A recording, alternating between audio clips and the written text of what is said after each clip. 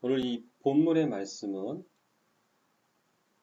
창세기 7장 1절부터 5절까지 본문의 말씀의 내용은 드디어 이제 노아가 방주를 지으라 하신 하나님의 모든 그 명하심을 다 이제 완수했습니다. 그리고 방주가 다 완성된 후 얼마쯤인지는 성경에 나와 있지 않기 때문에 알 수가 없어요. 오늘 여호와께서 노아에게 방주로 이제 들어가라 이렇게 말씀하고 계십니다. 우리 개역 성경에는 1절을 말씀해 보게 되면 너와 내 온 집은 방주로 들어가라 이렇게 나와 있어요.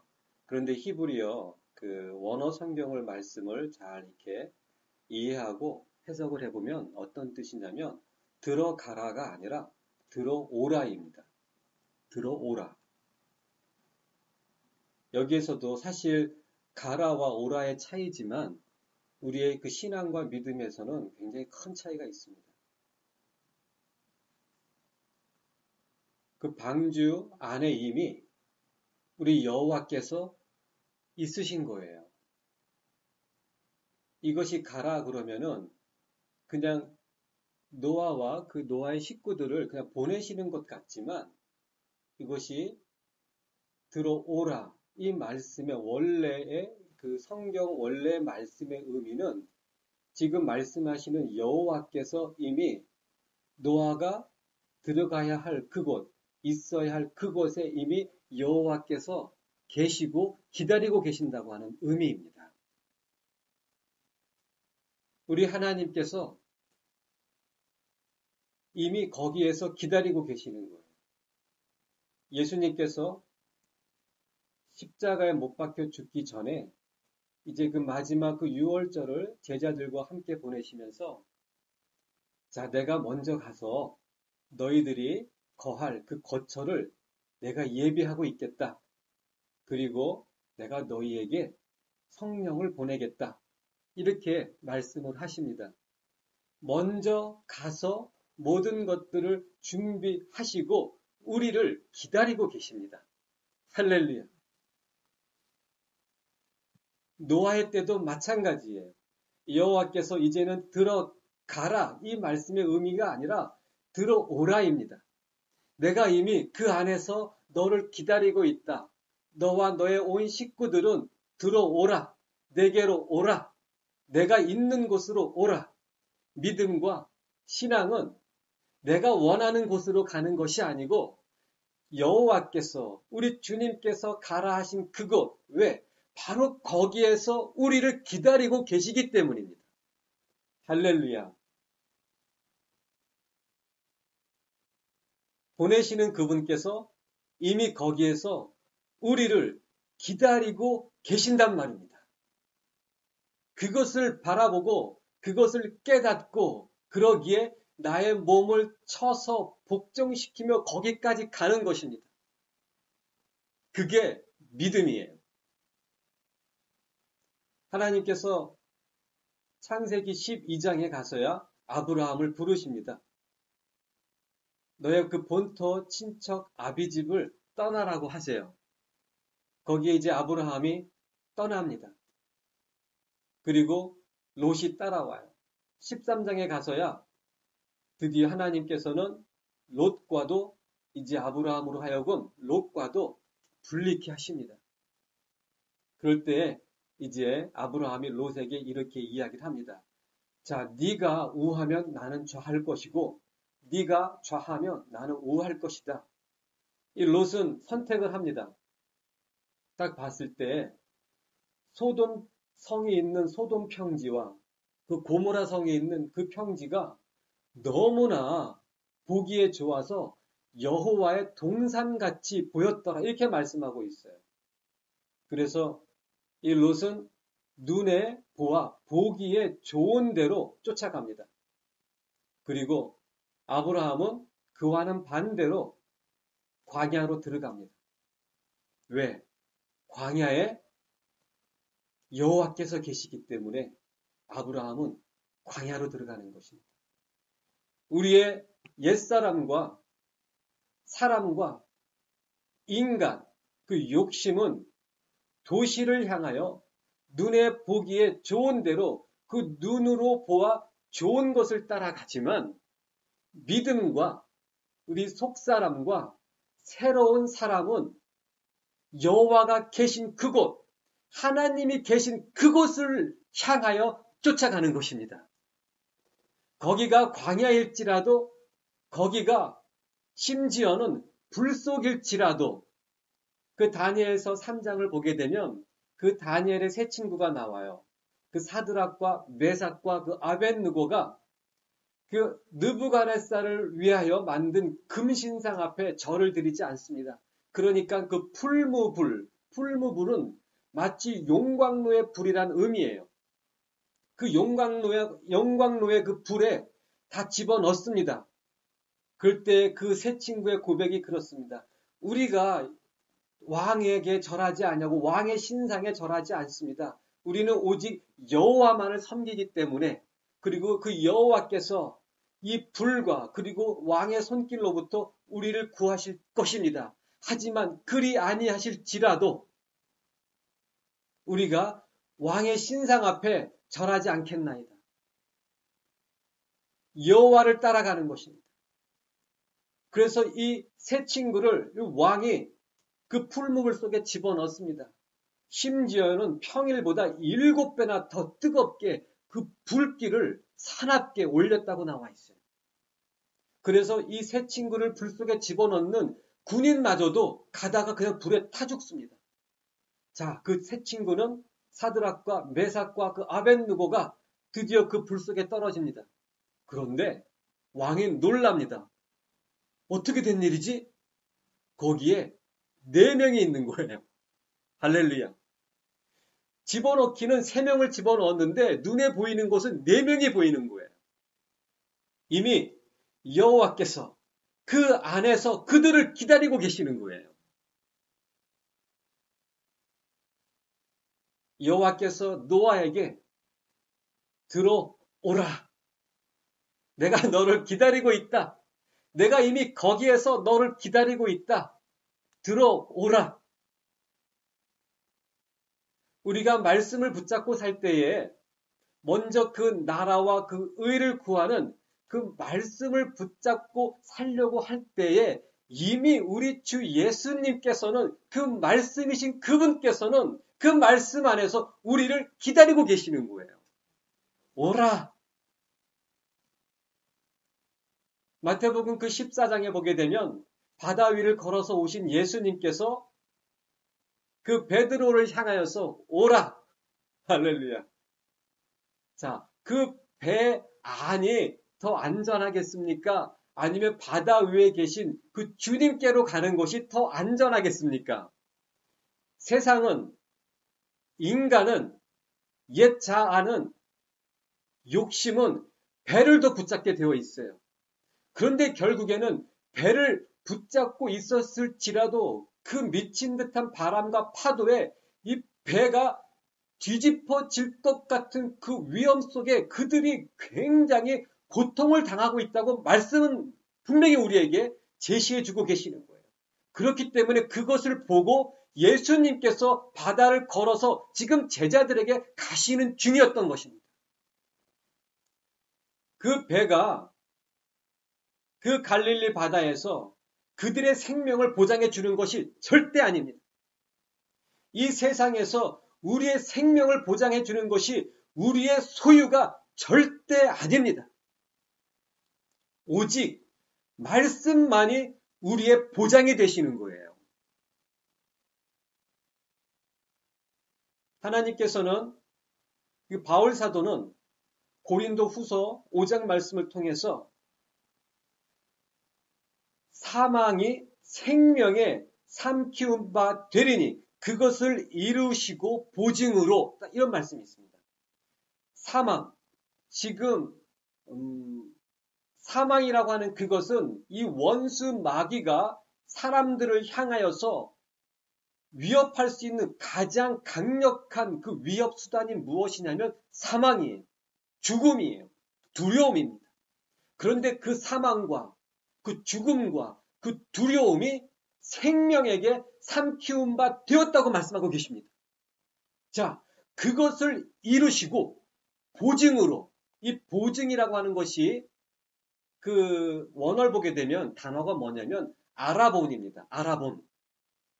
이 아라본이란 단어는 지금 신약 성경에 그 말씀은 헬라어로 기록되어 있는데, 그런데 이 단어, 이 보증이란 단어는 히브리어 그대로 사용하고 있어요. 헬라어를 쭉 쓰다가 보증이란 단어를 쓸 때에 바울 사도께서는 히브리어 단어 그대로 아라본이라고 쓰고 계시는 겁니다.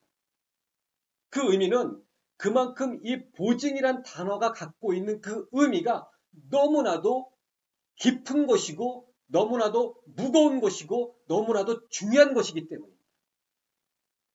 신약 성경에 유일하게 히브리어 단어를 그대로 쓰고 있는 그 단어들이 많지가 않아요.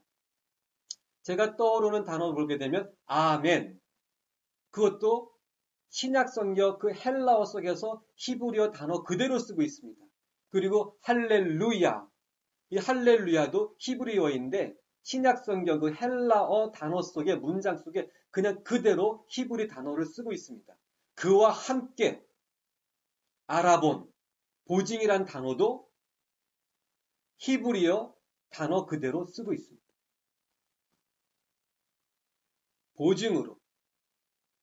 즉, 그 의미는 무엇이냐면 이 세상에서 우리의 생명을 보장해주고 그 생명을 보증해주는 것은 우리의 소유도 아니고 우리의 지식도 아니고 우리의 건강도 아니고 이 세상 그 어느 것도 이 세상에서 우리를 보장해주고 보증해줄 수가 없습니다. 오직 말씀으로만이, 오직 성령으로만이 그것을 이루시고 우리의 보장, 우리의 보증이 되시는 분은 오직 성령님이세요. 그런데 할렐루야, 이렇게 성령님을 얘기하면 너무나도 쉽게 그냥 능력, 성령 그러면 능력, 성령 그러면 은사, 성령 그러면 성령님의 임재, 성령님의 체험, 무슨 신령한 입신, 이런 걸로만 생각을 하고 있어요. 제가 그전에도 말씀을 드렸듯이 그 모든 것들은 다 그림자입니다. 은사의 성령님, 은사의 영이라 이런 말이 절대 없어요. 그런데 성령님에 대해서 예수님께서 성령님의 이름을 제자들에게 가르쳐 주셨는데 그 제자들에게 가르쳐 주신 성령님의 이름이 무엇이냐면 저는 진리의 영이라. 할렐루야. 성령님은 진리의 영이세요. 그러므로 우리를 어디로 인도하시냐면 말씀으로, 말씀의 그 중심, 진리의 가운데로 인도하시는 분입니다. 예수님께서 죽으시고 부활하신 다음에 제자들에게 하늘로 올리우시기 전에 마지막으로 주신 말씀이 무엇이냐면 사도행전 1장에 나와 있는 그 유명한 말씀입니다. 성령이 임하시면 너희가 권능을 받고 예루살렘과 온 유대와 사마리아와 땅끝까지 이르러 내 증인이 되리라. 자, 여기서 성령이 임하시면 너희가 파워예요. 두나미스라고 하는 파워, 능력을 받고 개역성경은 권능이지만 정확한 해석은 그냥 능력입니다.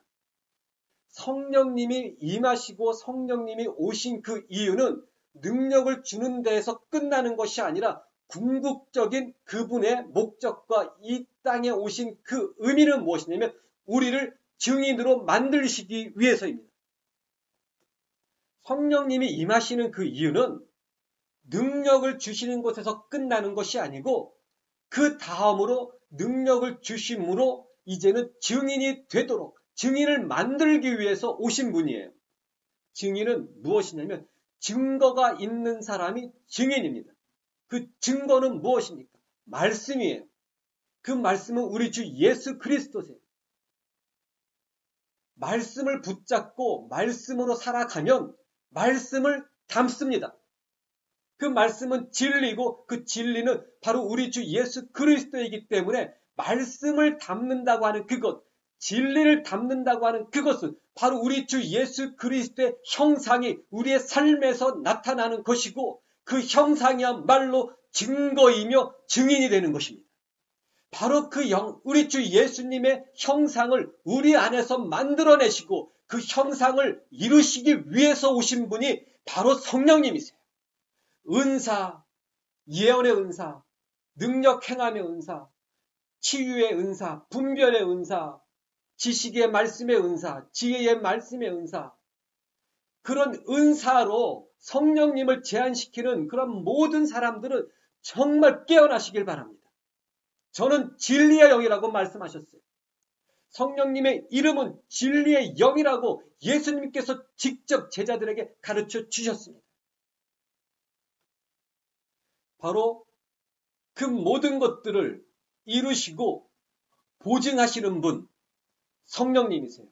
무엇으로 보증하시냐면 바로 말씀으로 그 진리로 보증하시는 거예요. 사망이 생명의 삼키운 바 되는 그 일을 성령님께서 어떻게 이루시냐면 말씀으로 이루시는 거예요. 노아에게 여호와께서 말씀을 주십니다. 들어오라. 기다리고 계시는 것.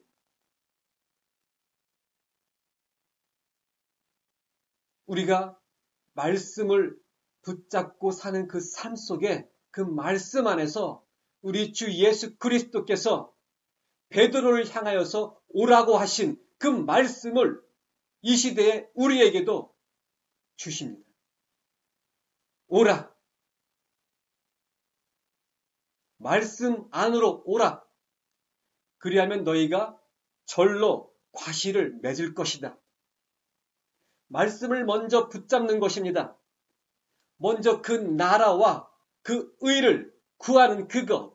그리하면 나머지는 저절로 하나님께서 더하여 주시리라. 약속하셨어요.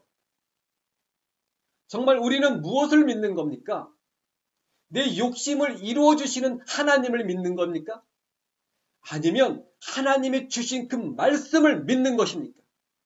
당연히 우리는 하나님께서 우리에게 주신 그 말씀을 믿는 겁니다. 그분께서 말씀을 주셨어요.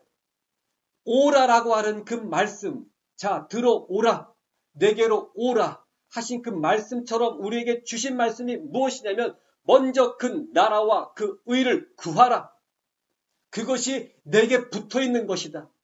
나는 포도나무요, 아버지는 그 농부라, 그리고 너희는 그 가지인데 너희가 내게 오는 그것, 그 말씀을 붙잡고 그 먼저 그 나라와 그 의를 붙잡고 그것을 구하는 것이 내게 붙어있는 것이다. 그러면 무엇이라고요? 저절로 과실을 맺게 되느니라. 모든 것들을 너희에게 더하여 주신다. 할렐루야. 우리는 말씀을 구하는 것입니다. 말씀을 붙잡는 것입니다. 그분께 그냥 꽉 붙어 있는 것입니다. 그러면 저절로 과실을 맺게 되어 있습니다. 이게 하나님이 온 우주 만물, 온 세상과 이 세상에 세워놓으신 하나님의 법칙이에요. 지금 이 세상이 사탄 원수 마귀의 법칙으로 움직이고 있지만 이 세상 법칙, 마귀의 법칙을 깨트릴 수 있는 유일한 한 가지 법칙이 무엇이냐면 하나님의 법입니다.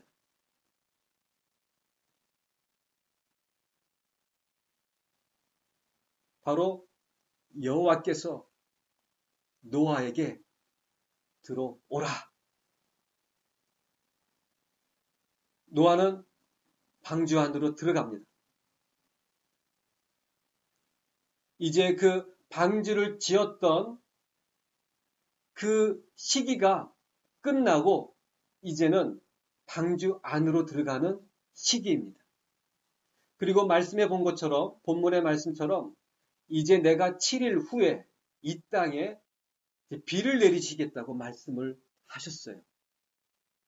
저는 이 말씀을 묵상하면서 그러면 여호와께서 비가 오기 전날이라든지 아니면 비가 이제 시작할 때 자 들어가라 이렇게 하실 수 있을 텐데 그렇게 하지 아니하시고 노아와 식구와 그리고 모든 그 동물들이 다 들어가고 여호와께서 문을 딱 닫으셨다고 나와 있습니다.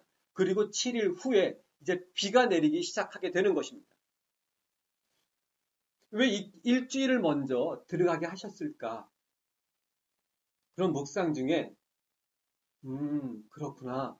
여러 가지를 다시 한번 깨닫게 되었습니다. 그 중에 이제 한 가지를 좀 나누길 원합니다. 이제는 그 방주 안에서 어떠한 일을 하는 것이 아니라 쉼을 얻는 것입니다. 방주 안에서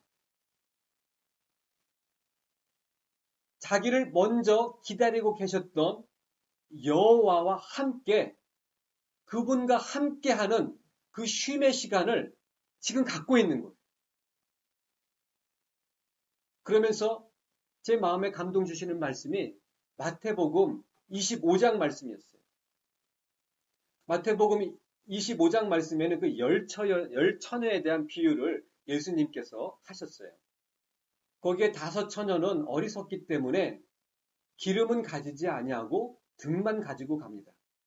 그리고 나머지 5처녀는 지혜로운 처녀였기 때문에 등과 함께 기름을 가지고 갑니다. 근데 그 열처녀가 신랑의 오시는 것을 기다리다가 신랑께서 더디 오심으로 하면서 그들이 잠에 빠졌더라. 이렇게 말씀이 나와 있습니다.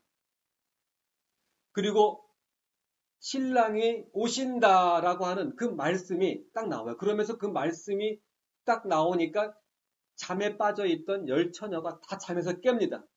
그래서 잠에서 깨어나가지고 나머지 5처녀는 지금 기름이 없잖아요. 등만 가져왔기 때문에 등불이 지금 막 꺼져가고 있습니다.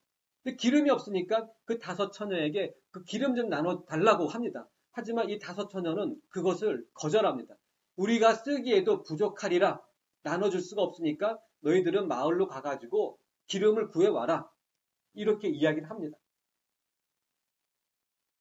자, 여기에서 열처녀가 다 잠에 빠졌어요. 지혜로운 5처녀는 잠에서 깨어났을 때 그들은 정말 잠을 잠으로 이제 신랑이 온다는 그 말씀을 듣고 이제 신랑을 마중 나갈 때 너무나 상쾌하고 힘이 넘칩니다. 왜? 잠을 잤으니까. 충분히 쉬었기 때문에 힘이 넘치는 거예요. 그런데 어리석은 5처녀는 정말 잠에 빠진 것입니다. 잠에 빠지면 안 되는 거였어요. 왜? 등불이 꺼져가는 것을 깨닫고 잠을 자지 않고 마을로 가가지고서 그 등에 쓸 수 있는 기름을 사가지고 와야 되었기 때문에 그 마을에 가서 기름을 사와야 할 그 시간에 그 어리석은 처녀는 정말 잠이 들어버린 겁니다. 똑같이 잠에 들고 똑같이 잠에서 깨어났지만 지혜로운 5처녀는 정말 쉰 것이고 휴식을 취한 것이고 어리석은 5처녀는 정말 어리석게도 잠에 빠져버린 것이었습니다. 여호와께서는 노아를 방주 안에 들여보내시고 그런 다음에 그를 쉬게 하시는 거예요. 여기에서 그 지혜로운 5처녀도 이제는 주님이 신랑이 오신다라는 그 말씀을 듣고 깨어나면서 신랑이 오시기 직전에 이 지혜로운 5처녀는 쉼을 얻습니다. 쉼 가운데 있었어요. 바로 이 이야기는 방주를 짓는 시간은 이제 끝나고 이제는 예수 그리스도, 신랑 대신 예수 그리스도를 기다리는 신부들은 이제 노아와 같이 방주 안에서 쉬며 그 쉼의 그 평화, 그 평안 속에 신랑 되시는 그 예수 그리스도를 기다리는 그 시기라고 하는 것입니다. 그 10처녀 중에 지혜로운 5처녀가 그 잠에 들었다는 것은 하나님께서 신랑 되신 우리 주님께서 그들에게 쉼을 주시고 평안을 주신 것입니다. 예수님께서 죽임을 당하는 그 순간, 그 잡히기 직전, 그 마지막 전날 제자들에게 주신 말씀 중에 한 가지가 무엇이냐면 내가 나의 평안을 너에게 주노라 하셨어요. 세상이 알 수도 없고 세상이 줄 수도 없는 평안을 주노라. 그 평안을 주님 오시기 직전 바로 코앞에 있는 이 시대에 그 신랑을 기다리는 그 지혜로운 그 기름을 갖고 있는 처녀들에게 그 평안을 주실 것입니다. 이 평안은 그 예수 그리스도 신랑 되신 그 신랑을 기다리는 신부들은 그 인생에 있어서 단 한 번도 겪어보지 못한 아주 놀라운 그 평안을 우리 주 예수 그리스도께서 부어 주실 것입니다. 하지만 노아가 그 방주 안에 일주일 동안 놀라운 그 여호와와 함께하는 그 쉼의 그 평안 속에 있을 때에 이 세상은 변합니다. 어떻게 변하냐면 노아와 그 식구들이 방주를 지을 때에도 이해가 안 되는 거예요. 세상 사람들은 저거 웃기는 짓거리를 하고 있는 거예요. 그래서 막 조롱합니다. 욕합니다. 멸시합니다. 근데 어느 날 갑자기 그 식구들이 사라졌어요. 그리고 보니까 방주의 문이 닫혀 있습니다. 그 순간 세상 사람들은 생각을 합니다. 야, 정말 이제 혹시 비가 오나? 혹시 비가 올려나? 하루를 기다립니다. 비가 오기는커녕 그 전날 여태까지 그랬던 것처럼 날씨가 너무나 좋고 너무나 화창합니다. 너무나 살기 좋은 거예요. 그러니까 이제 그들은 방주를 짓는 것도 조롱거리였는데 이제는 비가 온다고 방주 안에 들어가 있는 그 노아의 식구들이 완전히 이거는 조롱거리 중에 조롱거리인 되는 것입니다. 밖에서 떠들어댑니다. 계속 떠들어댑니다. 조롱합니다. 깔깔깔대면서 막 조롱하고 멸시하고 욕하고 즉 예수님께서 오시기 때가 가까워지면 가까워질수록 이 세상은 이 세상 사람들에게는 죄를 짓기에 너무나 좋은 세상이 되기 때문에 너무나 살기 좋은 세상인 거예요. 그러면서 이 교회는 더욱더 아주 심한 조롱을 받게 될 것입니다. 주님이 우리를 데리러 오시는 그 들림받는 때가 가까워지면 가까워질수록 이 세상은 죄를 짓기에는 너무나 음란하고 너무나도 포악하고 너무나도 거짓이 난무하는 세상이 되기 때문에 이 안에 그 부패한 심령, 거짓된 심령을 갖고 있는 이 세상 사람들에게는 너무나 살기 좋은 세상이 된다고 하는 것입니다. 왜?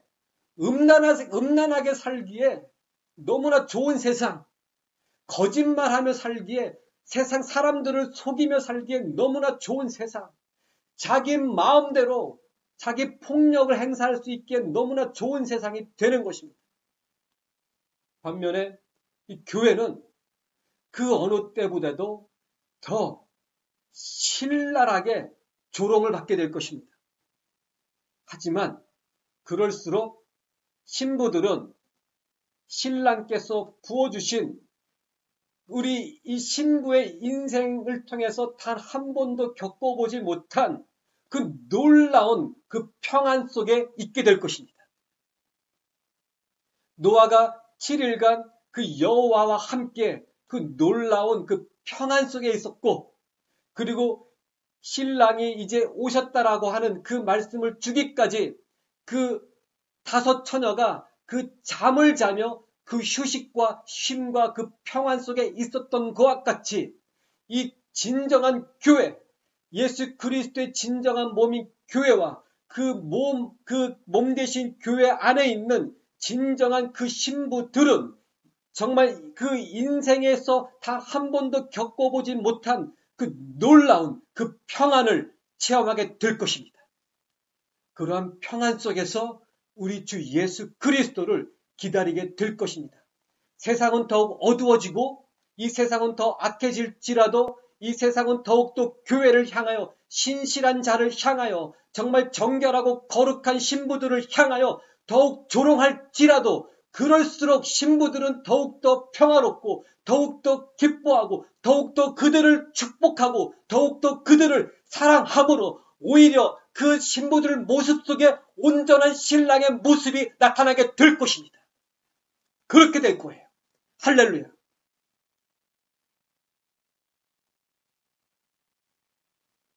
기도하겠습니다.